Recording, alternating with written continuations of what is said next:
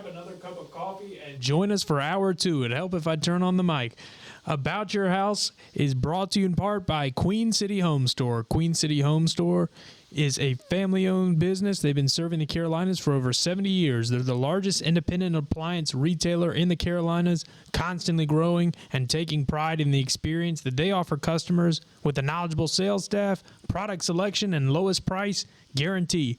About Your House is also brought to you in part by PutToolsInSchools.org, connecting students to tools of the trades and raising awareness of the many career pathways. Our guest today is CDA Environmental Devin Arnett. He's going to continue talking about his experiences in the field. It's story time, and Ray will be talking with him more about that as well. So stay tuned. And now here's your host, Ray Terry. And Richton Cunningham. Yeah. We got Devin Arnett in the house today talking about cooties. Talking about toxins. What make us sick? I guess they make you sick, or you wouldn't be testing for them, would you? Some people, yeah, depends on your sensitivity, but yeah, there's some of that stuff can affect everybody. Right. And we talk about crawl spaces. We talk about, well, any area that's prone to water intrusion. You know, one thing I want to hit on is our ductwork. You know, somebody asked me the other day, I was having a conversation, and she asked me as a female, and she says, why are the heat registers in the ceiling? Why? It doesn't make sense. Heat rises, and if the heat comes down, it stays up high. I says, well, yeah. Well, why wouldn't they put them down low? I says, well, air conditioning reverse it, and in the summertime, the cold goes to the bottom and heat goes up, right? Heat rises, you know, so it's reversed. So what's the big deal? She said, well, I just don't understand why they put them in the ceiling. And I said, because you're on a slab. Where are you going to run the ductwork? In the ceiling? You know, attic? And on that note, once again, I've said this many, many times, but I want to say it again. If you've got ductwork in your attic, you know, that's in two-story houses, you see a lot of ductwork in attics because you're in a two-story house. And that's where they run the ductwork for your comfort system. Because they have two systems. Usually. Yeah, two systems. You got a downstairs, or not necessarily sometimes. They really complicate the issue with one system and ductwork in the attic. And right then and there, I says, well, this house isn't installed correctly for heating, optimum heating efficiency and cost. But they'll do it to cut cost and save money. And those houses are typically between 2,000 and 2,400 square feet because they're smaller homes. They're just two stories. But back to the issue about an attic. An attic gets between 140 and 150 and more degrees in the summertime. Last week it got to 88, right? Remember that day? Mm-hmm. Well, I happened to go in an attic that day, and it was hot in that attic. Well, take an attic that's your standard home attic. It's going to get up to 140, 150 degrees in the daytime.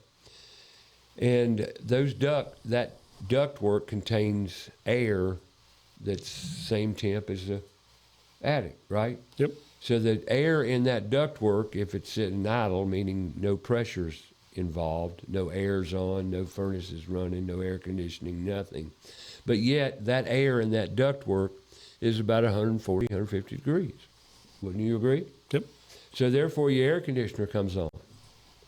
That blast of hot air that's in that ductwork is going to be in that room, you know, for maybe 30 seconds probably, 20, 15, 10, 15, 30 seconds.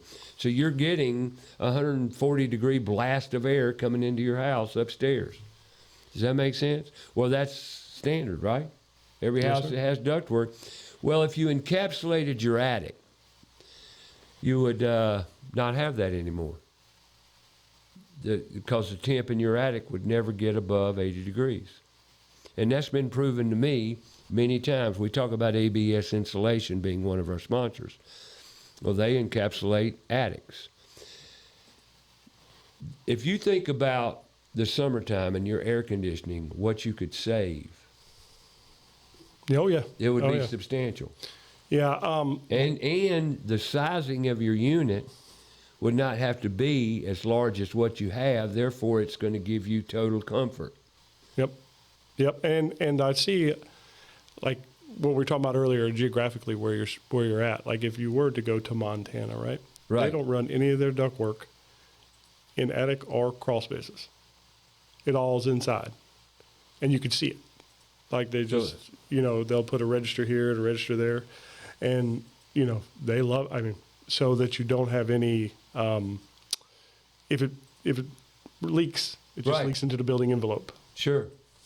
Gotcha. So here, I think when you encapsulate in there, just always make sure that ductwork is sealed correctly, right? Right. Because, you get that blast and you want to stop that from happening.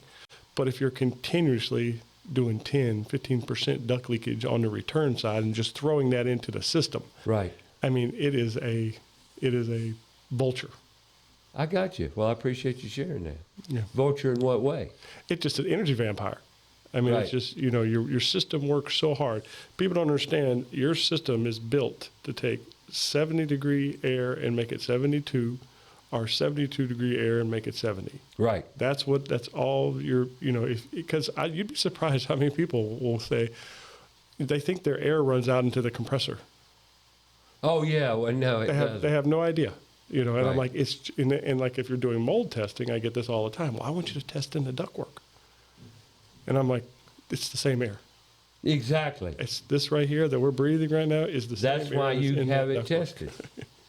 Well, and since we're on ductwork, let's talk about crawl spaces. Crawl spaces are problematic, to say the least. A lot of people have no clue what goes on in their crawl space.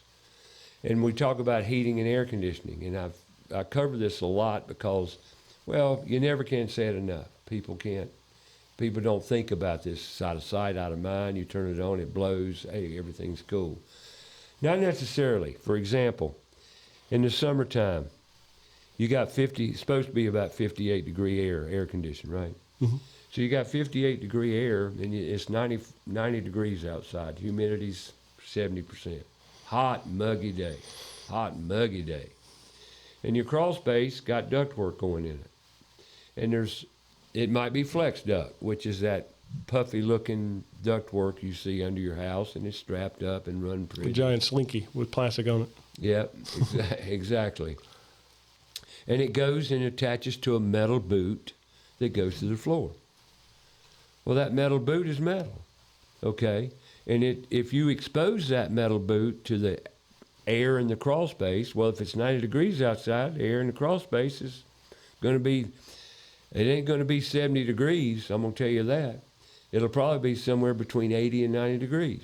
Yeah, if the vents are wide open, definitely. If the vents are open. And that's why I tell people through many, many years, close your vents year-round in Charlotte.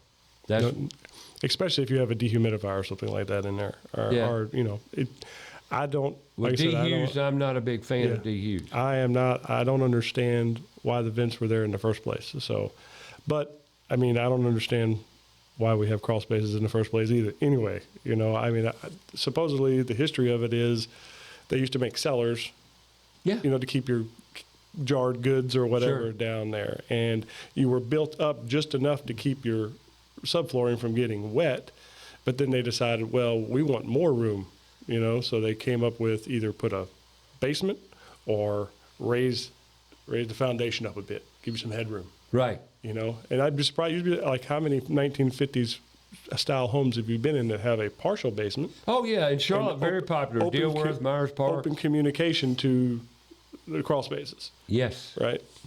But here's a quick story. I get a call one day, and the guy's like, I got this odor in my bathroom, my guest bathroom on the first floor. Now, this is a big 4,000 or 5,000 square foot home. And he goes, I need you to come and help me figure this out because it's also hot in there. Sure. And it's muggy. And I'm like, okay. And I get there, and he tells me the story of, well, he's had 3 HVAC companies out. He's had a plumber out. He's had a termite guy out. And I'm like, okay, well, I don't know what we're going to do, but we'll have a look, right?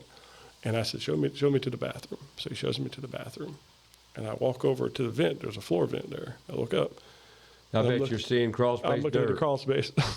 I'm sorry I interrupted you again, but you saw dirt. I said, I think I found your problem. And how it happened, and nobody saw it because nobody looked from this angle. They were all trying to look from underneath. Sure. And the ductwork went like this underneath 2 other lines of ductwork and went straight up Couldn't into see that it. boot. And they couldn't, you literally had to pull the other 2 apart and stick your head up in there to see it. And nobody did that. I'm like, well, there's your problem. So, I mean, making sure that ductwork is sealed because that, like I said, he's just blowing air. So it did cause a little bit of mold right around there, and it did elevate it in that bathroom. Because when you have humid air, the more humid the air is, the easier it is for materials to condensate and sweat, right? As humidity goes up, so does what the technical term is, the dew point at which that will sweat gets closer to whatever the ambient temperature is. And the dew point in the summertime, if people would pay attention to it, tells you a lot. Yes, sir. It really does. The dew point is where water develops. Yeah. It's that simple. When it reaches that's why they call it the dew point. Dew is water. Yeah. And the one thing I always recommend for people that have a crawl space is go and buy you one of them $30 weather units. Yeah. Right? And just throw one of those probes down in your crawl space. Sure. Just once a day, have a look at it. What's my humidity looking like? What's my, because, it may take, you may get water through your foundation, but it only happens once every 3 years when the rain's coming from this angle, at this speed for Right. this long, Sure. right? And so you go into a crawl space and you'll see, well, there was standing water here at one time. I can tell by You can the tell leftover it's material obvious. on the vapor barrier, or you can see the efflorescence coming through, right? But always keep an eye on it because you can tell a lot without having to go down there because nobody wants to go down there, right? And that's another reason I recommend every year or 2, no more than 2, have your crawl space inspected. And while you're doing it, kill 2 birds with 1 stone. Call Kilo Exterminating. They'll come and take 4, 3, depending on the size of the house, 3 or 4 moisture readings. Those moisture readings give you a direct indicator of moisture content in the substructure or the structure itself. Floor joists, band seals, whatever the case may be. It's a great indicator to your moisture levels. And they'll give you that. That's part of the process. And another thing we talk about frequently is February is the driest month of the year. February is absolutely the driest month of the year because it's the coldest month of the year. Cold reduces humidity for some reason. Why is that? Because, like I said, the warmer the air, the more saturated it can get. Yeah, That's just simple. we're talking about the boots, where your flex duct goes through the floor in the boots. If that boot is exposed anywhere, what are you going to get? Water. Yep. You're going to get just like a tea glass, iced tea. Set it on the table in the summertime, what does it do? It just sits there and drips. Yeah. Same thing, that boot's downstairs in the summer dripping. Where's the water going? Well, if it's not hitting the ground, it's going in the ductwork. And you don't know how many times I've gone under a house and saw a big droop in the ductwork and knew exactly what it was. I said, they're holding water. Yep. They're holding water. Yeah, that condensation, in there that holds that water. Now you're pushing humid air, because 72-degree air at 50% humidity feels good. 72-degree air at 75% humidity is clammy and uncomfortable if you're inside your house. I can walk in the front door of a house and tell you basically where the humidity's at because I can Me too. feel it. Me too. I did a doctor's office.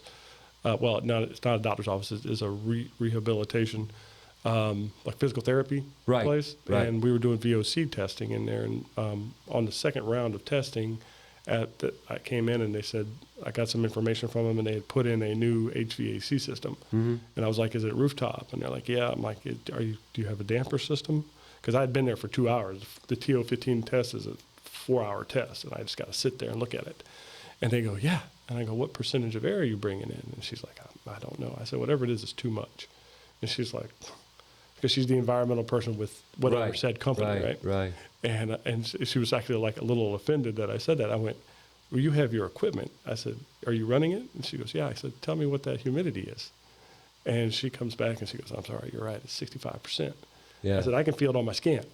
Yeah, You know, you can I feel can feel it. Now, my olfactory glands for smelling stuff are gone. You know, I can't smell anything. You know? Right. I can smell food for some reason. But other than that, if somebody says, oh, I got a mold problem here, can you smell that? I'm like, no, I can't. And that's the reason they're building houses tighter, because you can control that humidity with ERVs, energy recovery ventilating systems, and keep your humidity down. And I've told thousands of times on this show, you can have absolute comfort, very comfortable at 76 degrees. Yep. 76 degrees, and a lot of people say, no way, no way. Man, I set my thermostat on 70 or 72. Sometimes 72 is too hot. It's not too hot, it's too humid, because humidity dictates your comfort. Yep. Right back to that ductwork again.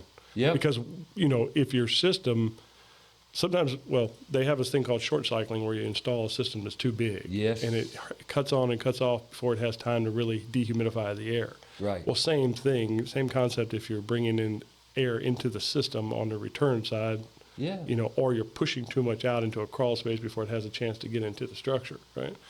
Same thing. I mean, if the unit doesn't have enough time, because it's supposed to change your temperature, but it's also supposed to dehumidify.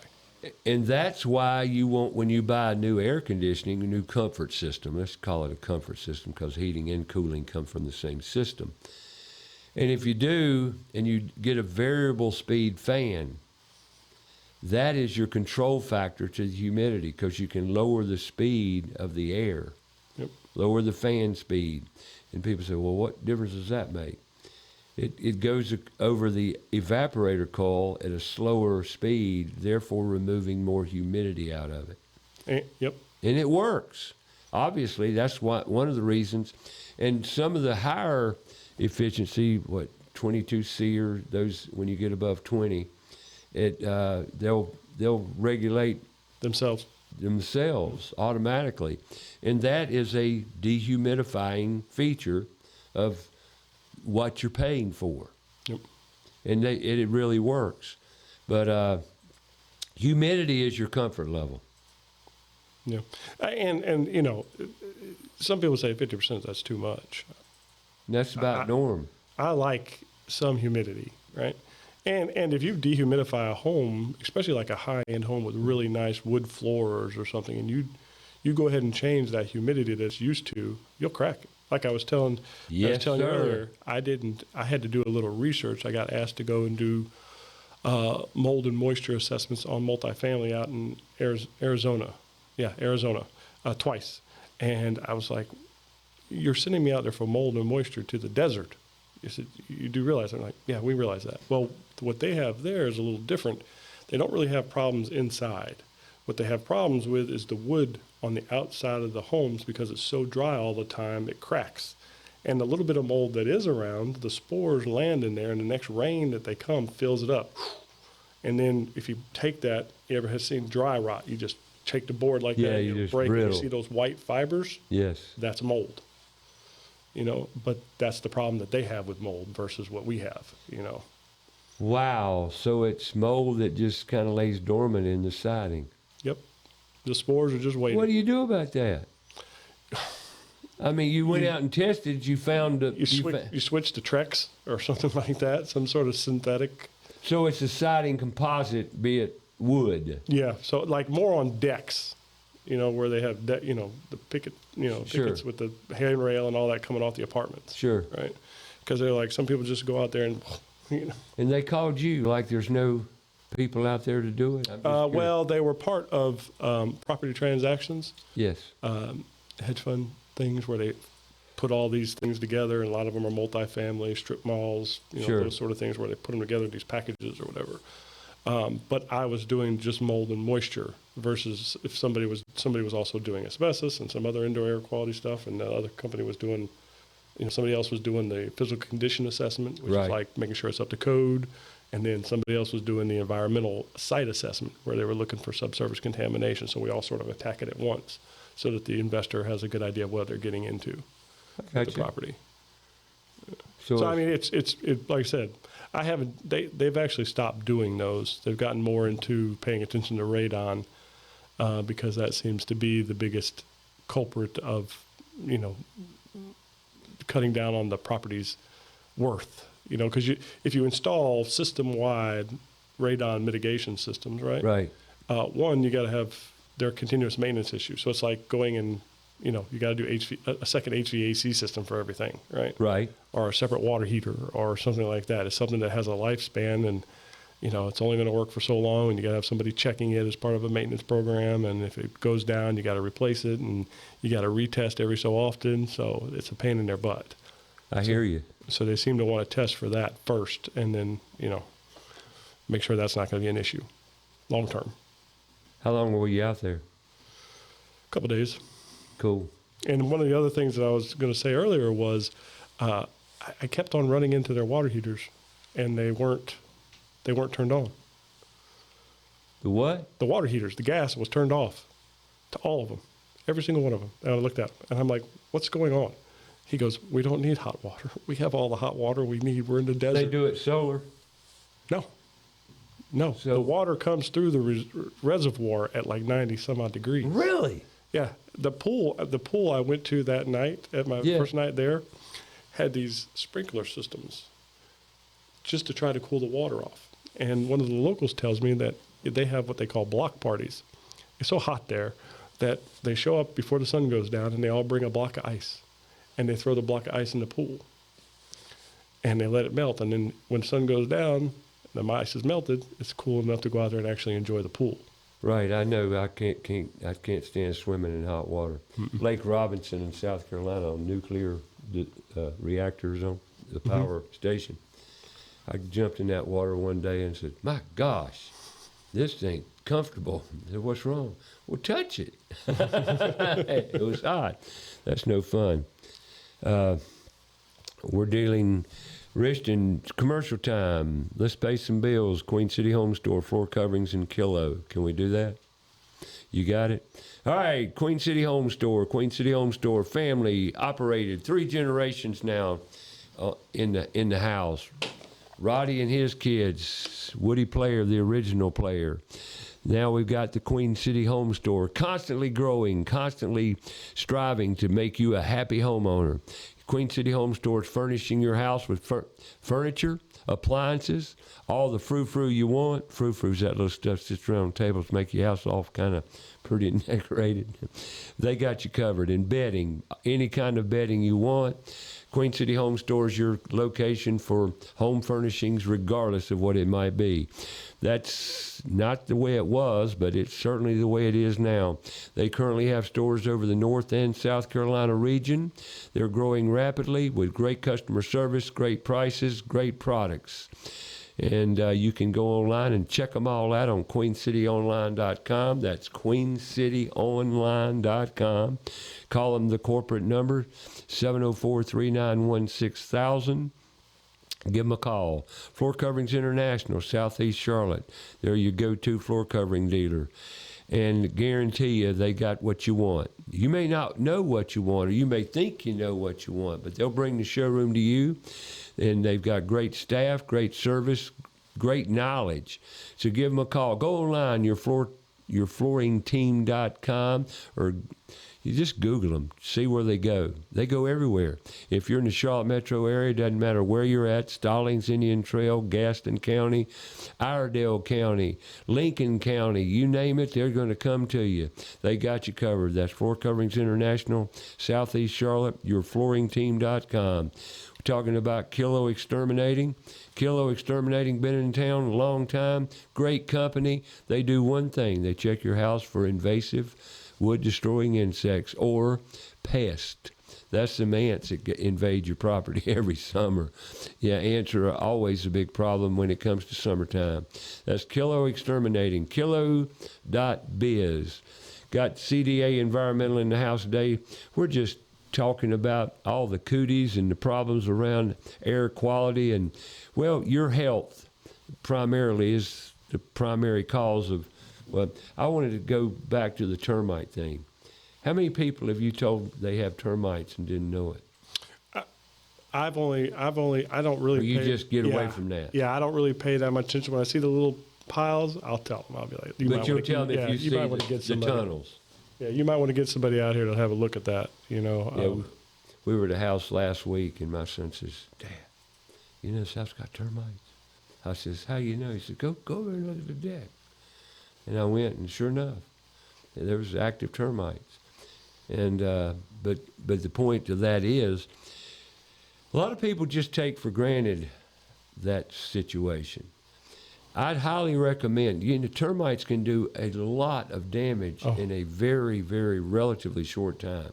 In 1 year, they can do more damage than you could possibly believe. Yep. So therefore, I'd highly recommend getting the pest control company out there at least once every year or two maximum. And I've said this many times, said it on the show here today twice, because it's very important, you know. Yeah. You know, the only time people really think about these things is when there's a health issue around it. You know, not your house is being Gonna fall in. eaten up. Well, my brother called me one day in the house in Myers Park. He said, "Ray, you got to come over here." I said, "Where are you?" He said, "I'm over in Myers Park. You got to come see this." I said, "What are we looking at?" "A wall." "Well, what's wrong with the wall?" He says, "Come over here and I'll show you." And termites had eaten the whole wall. Practically the whole wall was gone, eaten up, studs, everything. I mean, just gone. I don't even know how structurally it was standing. Of course, when you have that integral business going on. Yeah. I'm not like I said, I'll never own a house with a crawl space again. I just won't. I mean, Well, you know, I posed the about it. question to a lot of people, and you'd be one I'd pose it to. What do you like, Dan, in a crawl space? What would you, crawl space or a slab? First off, if I have a slab, everything between here and China is insulating my bottom of my house, Yep, right? yep.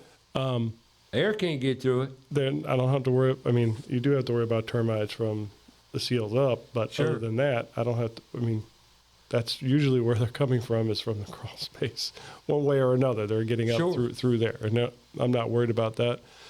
You know, if you lived in Asheville or Buncombe County, maybe you would need to worry about your pipes freezing, because that's what some of the people would be like. Absolutely. Well, your pipes will freeze. No, they're not going to freeze. My pipes are not going to freeze. Not in my slab. Now they may above the slab, you know, but as long as my house is heated, even if it's just 50 degrees, I'm not worried about that, you know. You know, we talked about a lot of things here today, just in the 1 hour or so we've been on the air now. And I posed that question. I prefer a slab well over a crawl space, but it's about a 50-50 thing, because I ask a lot of people in construction the same question. What would you advise, a slab or crawl space? Oh, crawl space. And I says, well, why? Well, what if you remodel? Take a concrete saw and cut your floor. You can remodel a slab. You can remodel a slab, you know, and you know, say I like crawl spaces. Don't misunderstand me, but overall, they're a pain in the rear end. I've never seen them move a house on a slab, though. I have seen them move houses. No, you that can't are- move a house on a slab. No, it's there. There's yeah, okay. How many houses are you gonna move in your life? I've only Hopefully none. Yeah. Well, I mean, I've been a part of projects where they were like moving them off a piece of property to donate. Right. But other than that, But not something you see slabs, very often. slabs are better for water intrusion. You don't have any, right? Done correctly. Oh yeah. I mean, if you're below grade, why would you? Well, you can build a slab, have a slab below grade. Your waterproofing's got to be done Well, my very well. I guess if somebody were to say, "Oh, I really like crawl spaces," I'd be like, "Well, how come no commercial properties use crawl spaces?" Well, they did back in the day. They don't know more. They don't. No No, more. You know. because up in Davidson, I had to go in a few. Out on Lake Wiley in Fort Mill, I had to go in a few. And I even did mills that had them. what's that? Mills. Oh yeah. I even did mills that had crawl spaces. Oh yeah. Old constructions buildings had crawl spaces in Charlotte, because I've been under a few, but they don't do it anymore. No. As a matter of fact, I did a 12,000 square foot house in Waxhaw, and when they showed me the crawl space, 12,000, that big one down there? it's huge.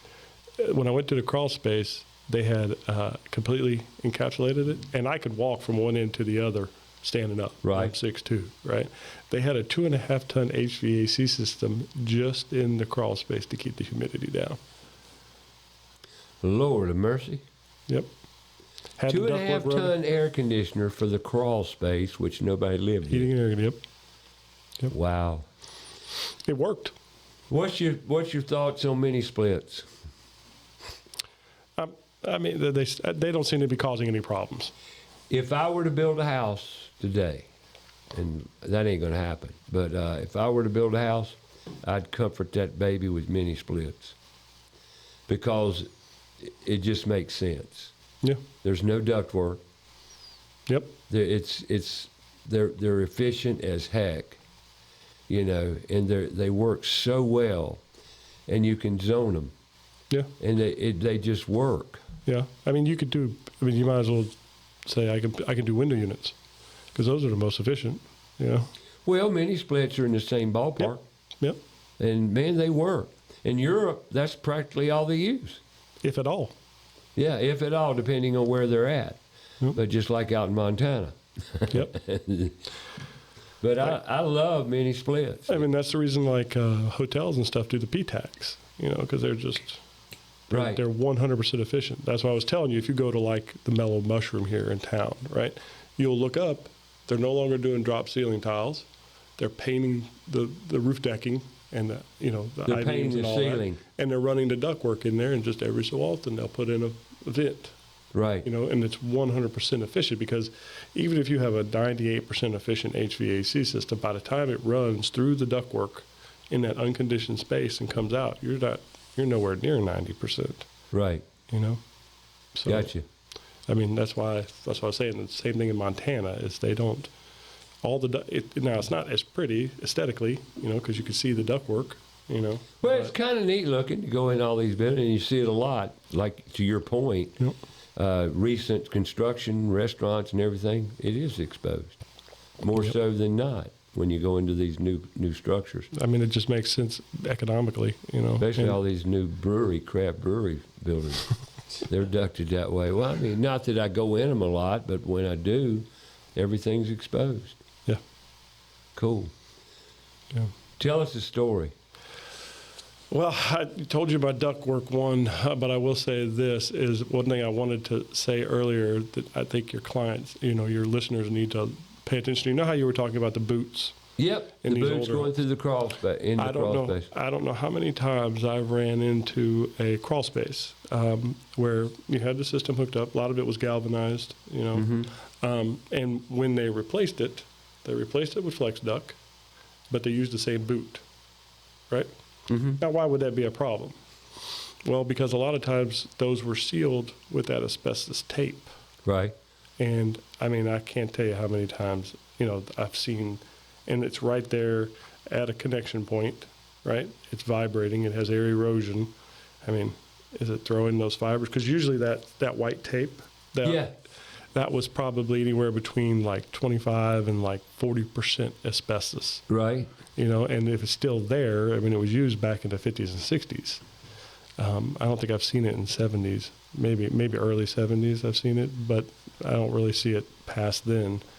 But it, you know, they put it all around the galvanized connections and stuff like that. But like I said, I'll go down there and they'll be like, we'll be doing mold or something like that on many, many projects. I've had this happen where we're down there and I look up and I'm like, oh no. Asbestos tape. And they're like, you want to test it? I'm like, don't know. I'm wasting your money. You know, it's asbestos. I mean, if you need documentation for insurance, sure, I'll grab a couple samples, but it's asbestos. You know, it's like transite siding. I don't have to test But that it's either. not friable. If it's been there long enough, it is. It is? Yeah, it just gets so dry. I know. You know, Very brittle. You can just grab it and. Well, I've told this story too. I remember the asbestos situation back in, goodness, it's probably been 30, 40 years ago. I went into a house in Myers Park. Back in the old days, they had boilers, and they fed hot water to all the radiators, or the Radiant heating systems? radiant heating systems. And naturally, all that had been removed in the house. But in the basement, there were still some water pipes with asbestos insulation on them. And the homeowner took me down there and he says, see that? Don't touch it. I got a friend. He told me, he warned me already. That's all he said. Don't touch it. So I left and the plumber came over. And you know what the plumber did? He touched it. And I told him not to. But he touched it. Not only did he touch it, he took a lot of it off. What'd he do? He disturbed it. The homeowner comes home. Homeowner calls me and says, we got a problem. I says, what? I never forget it. I can tell you his name. And he says, your plumber came over here today and removed all the asbestos insulation off those pipes I told you not to remove. Man, I am so sorry. Well, we got to deal with this. He said, I got a telephone number for you to call. I happen to have a friend in the EPA, you know, whatever division that is, and you need to call him and talk to him and find out the protocols on what you got to do. Man, I just saw attorney bills and all kinds of stuff in my mind that I was going to get sued. But I called the guy, and he told me immediately, Ray, don't get upset. Don't be alarmed. It's okay. It's going to be all right. I'm going to tell you what to do.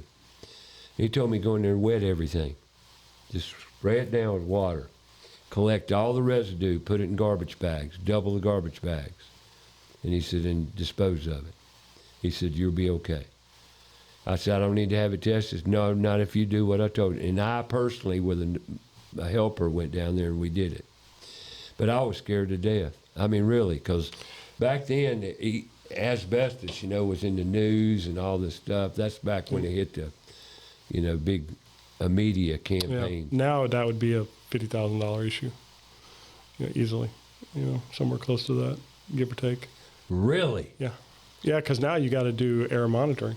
And if it's gotten into the structure because, you know, you disturbed it while the HVAC system was going, now you got to, you know, treat the whole structure. Well, are you seeing a lot of asbestos issues? Yeah. I mean, when you say a lot, not a lot, but what the problem with it is people don't know what people don't know. Exactly. And a lot of times these young couples will buy a house or something and they're like, we're going to fix it up or flip it or whatever it is we're going to do. Right. But we're going to save money by doing all the work ourselves. Right. And I'm like, are you not watching this do-it-yourself TV shows? Right. They tell you, they actually have episodes where they're going in there and testing that material to make sure it's safe. You know, because now you took a job that was, you know, relatively inexpensive and now you've made it into a monster. Exactly. You know? And you got to do that clearance test, well, what they call air monitoring. You just sort of treat the whole thing as if it's abatement, but there's nothing to abate. You wipe everything down. You have to vacuum in what can't be wiped down. You're running big giant air scrubbers and you're air monitoring till you get to 0.01 fibers per cubic centimeter, and then you can break. Wow. You can break containment then. Right. And as far as in a crawl space, he gave you the best advice if it was that far back. Right. That was the best advice. But these days it wouldn't be the best advice. But it's, you know, what's funny is you said don't touch it, is as inspectors we are required to touch it. Like we're mandated to touch it because we got to control if it's friable or not.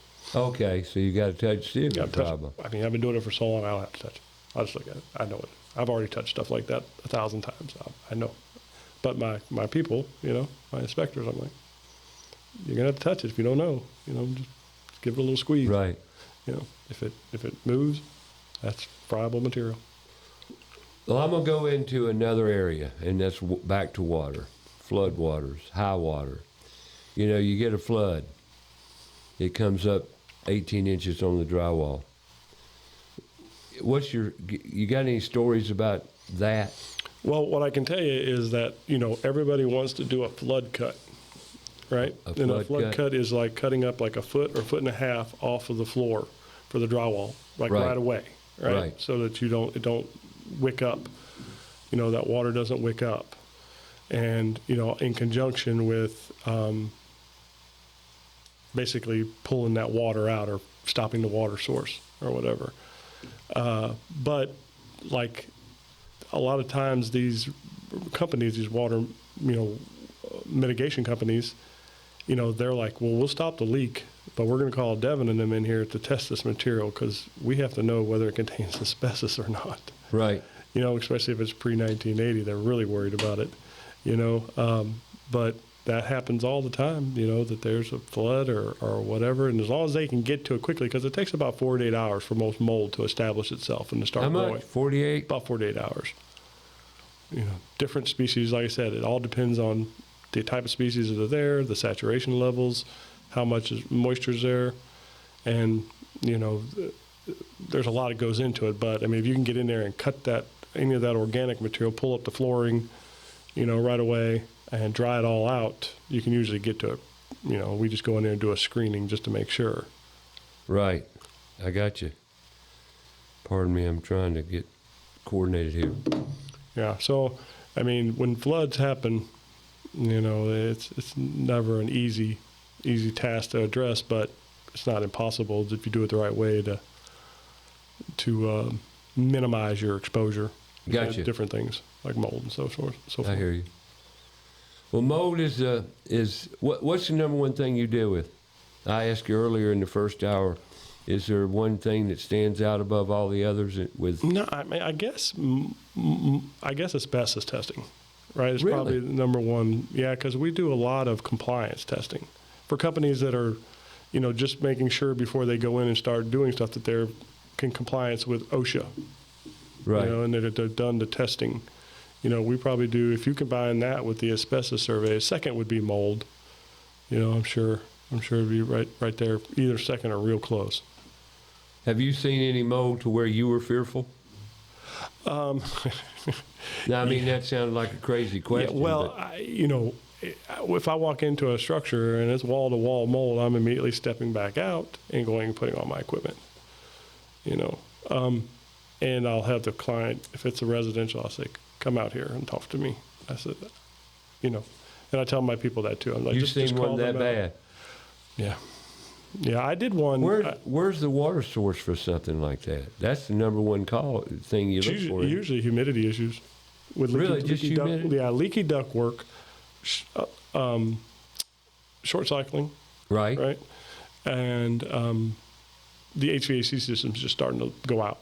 Right. It's just not as working correctly. Right. And that short cycling, and I'm not saying this to whoever, because I know there's a lot of companies out there who do really good work, right? Mm-hmm. But, like I said, the homeowner doesn't know what the homeowner doesn't know. And if you have a 20-year-old 3-ton system, right, and they come in to replace it and they go, well, it's going to be $9,000, or for $8,000, we can give you this 3.5-ton unit. Right, it's bigger, better, and so that's what people. Okay, bigger on comfort systems is not the way to go. No. People say more. No, you'd actually rather have it just a little undersized. Right. So it runs longer. Sure. Yeah. Well, I'll say this too about summer times in Charlotte, North Carolina. If you got a house and you want to go on vacation a month, you better leave your air conditioner on. Oh yeah. A lot of people cut it off. Big mistake. Tell them what happens. That humidity. Humidity. You'll come back and you'll have mold crawling up some walls. And a lot of times, if it's that type of asbestos, that type of mold, it looks like dust. Yeah. Right. Now I said, run your flashlight across it, not at it, and you'll see it. It'll light up like a little forest. But a lot of times, if you have white mold on a white wall, unless you know what you're looking at, it's like, can't see it. Okay. Yeah, and you go up to ductwork or a door and you point a flashlight right at it, and you're like, I don't see anything. Then run it across. Everything just illuminates. I got a call from a customer of mine who I've done a lot of work on a duplex he has. He called me and says, Ray, I got a mold problem over in my house on Roland. Mm-hmm. I says, it was summertime. I said, I know what's wrong. People run those... people are running the heat with the doors closed. And they got no air circulation. And they had mold growing up the baseboard. And therefore, and they had no insulation in the crawl because of the older unit. And knew immediately, I said, you're going to have mold in that house. Yep. If those old structures are basically dog crates to start with. I call a house that doesn't have any much insulation dog crates, because the old houses in Dilworth, Plaza Midwood, the old sections, no vapor barrier, no insulation, and all that moisture's invading the house. What's sort of weird though is there's probably been more than not that I've seen those no mold problems whatsoever because it was that rough cut. Right. And that whatever that Roughage. species of wood or tree, it has a natural retardant effect. Right. And whatever they did back then, maybe they didn't do anything, right? Right. Maybe they just cut it, and it still kept some of that. And a lot of times I'll go into a structure and they got no insulation, no vapor barrier.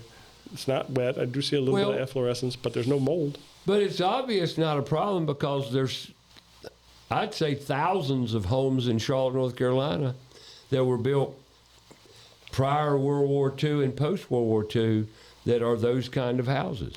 And there's no issues. Their power bill, but Oh, God, their Other than power that. bill's enormous. yeah, other than You know, that, it's just a. And I always ask any customer of mine or anything, I said, what's your power bill? It's one of the standard questions I ask. Well, it varies. I said, I know it does. It's higher in the summer than it is in the winter, right? And some come back and says, not necessarily. Those are the older homes where you got a lot of leakage in the winter and it's rather drafty, Yeah. And speaking of which, let's plow into a break here. If you've got a drafty home that's a dog crate, you may want to call ABS Insulating. ABS Insulating, your go-to insulation company in the Charlotte metro area, specializing in residential construction and problems. If you've got issues around your comfort, I talked about attic encapsulation. That can be an answer in itself. Would you rather put a whole new unit in, or would you rather encapsulate your attic? Think about it. But if you're going to encapsulate your attic, I highly recommend you doing it after a new roof. After a new roof. Why? Because the average deck replacement on a house, from my friendly roofer friend, says 7 to 10 sheets. So that's 7 to 10 sheets of plywood they got to take up. That's 32 square feet per sheet, and do the math. But that's not the important thing. The important thing is they're going to damage that foam insulation, because when you encapsulate your attic, you're using probably open cell foam, which is, will come out of the voids. So if you've got a new roof and want to really optimize your comfort, lower energy bills, you may consider encapsulating your attic. And the temperature in your attic will never exceed 80 degrees after that. Do they do vapor barriers as well? I mean, radiant barriers? No. Okay. I'm not a fan of radiant barriers, but we'll talk about that in a minute. But if you're looking for greater comfort in a air seal program, we've been talking all day about air, humidity. If you call ABS and see if they can do an air seal program on your house, it works. Guaranteed, it works. And I've done many through the years that substantiate that and validate it. So ABS Insulating, go to absinsulating.com, and don't forget, they got a gutter division. And their gutter division's absolutely wonderful. Fair price, great work, know what they're doing. And we can get into the jumbo downspouts. I talk about it all the time. Most residential subdivisions have regular old itty-bitty downspouts. They don't work. Not if, they don't work. Jumbo downspouts, very inexpensive, relatively speaking, to change out your existing downspouts. ABS Insulating will take care of it. absinsulating.com. Let's move to Rhino Lift. Rhino Lift Foundation Solutions. Great company. Two boys got together right out of college, and they did their jobs, their summer jobs and side jobs to get through college with Rhino Lift concepts, encapsulating, Crawlspace issues, Crawlspace work. So when he got out of college, they had a great idea. We're going to develop a company around transparency and pure honesty. And they did just that. Rhino Lift Foundation Solutions, a great company, licensed contractor in both North and South Carolina. If it's got something to do with your crawlspace, your foundation, your slab, your patios, concrete lifting, they're the go-to company. That's rhinoliftfoundations.com. Talking about, well, we're talking about everything today, it seems, aren't we? Yes, sir. Now, what did we just say we were going to talk about again? You were downspouts. Downspout. Oh, yeah. Do you ever Do you ever see that situation in water intrusion? Yeah, a little bit. I'll tell you a little story. Years ago, when I was still living in Charlotte, I decided I was going to put rain barrels on my house. And I wanted to use that water I had a sprinkler system, Sure. and I wanted to use it to, do their thing. So I looked at how much it was going to cost to get the rain barrels, run the piping and everything. And I'm like, okay, well, I'll call CMUD and I'll be like, okay, how much can I take off since I'm collecting all the water from my roof, Sure. right? And it's not going into your sewer system or your stormwater system. Right. And they went, we can't do that. I'm like, what do you mean? And they're like, we don't have anything in the books to be able to do that. And I'm like, you mean regulations, guidelines, anything like that? They're like, mm-mm. I'm like, okay. So you have a mathematical equation that you're using a satellite to look at my house, and so how much square footage of impervious, ground I have, and you're using that math to then charge me, like multiplied by this number, to come up with how much I pay in my bill. Just subtract the amount for the house from that equation. And they're like, we can't do that. I'm like, rain barreling is a good environmental thing to do. Absolutely. Water is important. Why are you not, it was just another one of the things that drove me crazy about living in Charlotte. Rules and no rules. Rules. Really, some states, they say the rainwater is state-owned. Yep. Now, if that ain't getting ridiculous, what is? The rainwater, the state owns it, and it's a fact. They have literally come down on some people for using rainwater. Cited them. Yep. The rainwater don't belong to you. Which states is that? I'm not sure. State of confusion. I'm not sure. But I'm going to tell you. California? Yeah, I guarantee you, if they're not number one, they're number 2 or 3. Yeah, it's crazy. I'm going to tell you. Speaking of rainwater, here we got Cutting Edge Stone Works next week on the show. And after that, we've got Compton's Automotive. We got a garden show coming up, and that's what I'm looking for, the garden show. We got a garden show coming up April 21st. We're going to have gardening because we're headed to the summer months, and, hey, we need to talk about growing stuff, growing what you can eat. In gardening, Miss Lorraine Carpenter, Master Gardener, she's going to be on the show. We got a show on the 14th of April, Supreme Tile and Flooring. Then we got garage people coming back to visit us on the 7th. Good shows ahead. Compton's Automotive, going to talk about cars moving into the summer months, getting warmer, things you need to know. You got to stay abreast of all this stuff, shouldn't you? Yes, sir. Or maybe you can just not stay abreast and stay totally It'll cost you money. ignorant. Yep, it does. Not being abreast of what's going on will cost you money. Well, I'll tell you this. If you own a house, it never stops. No. It never stops. No, it doesn't. And that's why I'll never own another house, never live in another house. I've lived in a warehouse now for 8 years, and it doesn't require much from me. But you go home every day and you think there's more to do. No. Practically. Well, there's always something to do. There are always things to do. I'm not a yard guy. I would rather, I'll trade 2 hours in the gym for an hour in the yard. I hear you. Some people they absolutely love doing yard work, and I get it. Sort of. It's just not my thing. Right. Well, let me go another direction here and talk about put tools in schools. Every week I've got to do a little bit. We've got 2 events this week. Career days. We got one tomorrow at Northwest School of the Arts, a great school. It's over on Beatties Ford Road. Wonderful kids, great students, and they just love tools. And then on Thursday we've got an event at Union Preparatory School, Union County, down there. Looking forward to visiting that. Never been there, but I want to tell everybody. PutToolsInSchools.org is out to raise the awareness to the many career pathway in the trades.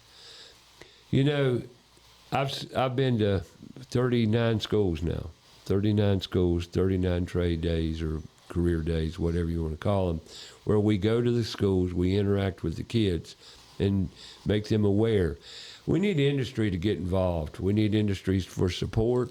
We're creating. I took you out in the toolbox, right? What'd you see? You saw a nice space. Oh yeah, yeah. You're going to have a lot of room to work there. A lot of area to.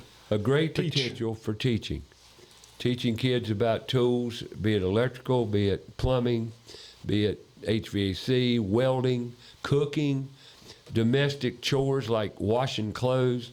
I had a group of kids in here Saturday, and they range from age 10 to 17. 17-year-old didn't want to be here, but that's okay. He won't be here again, because if you don't want to be here, we don't want you here, because we want you involved in learning. Well, I mean, if you don't want to learn, like any kid or anybody, if you didn't want to learn, you're not going to pay attention, are you? No. So, And you won't retain either.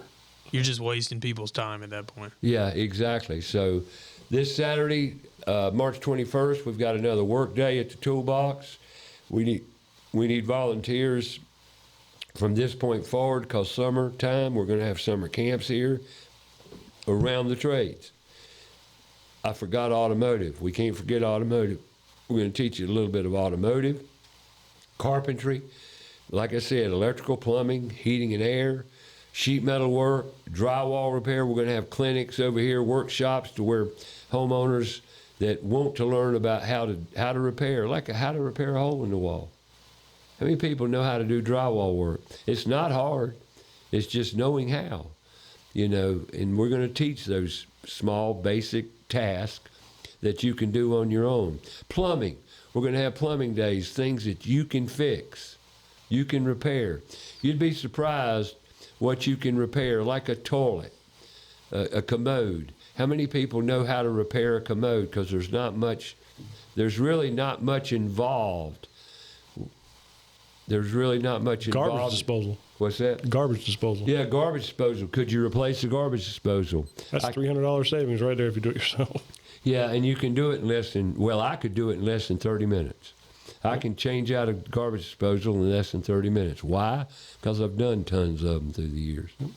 And they're all basically the same. I would venture to say most all the garbage disposals are made in the same manufacturing facility, branded with different names, because they all work and pretty much install the same way. Yep. And you can do it very easily. Well, wouldn't you like to know that? Well, put tools in schools, a toolbox up here. We're going to have clinics. But we've got to get it to where we need it to be. And we can't do that without support.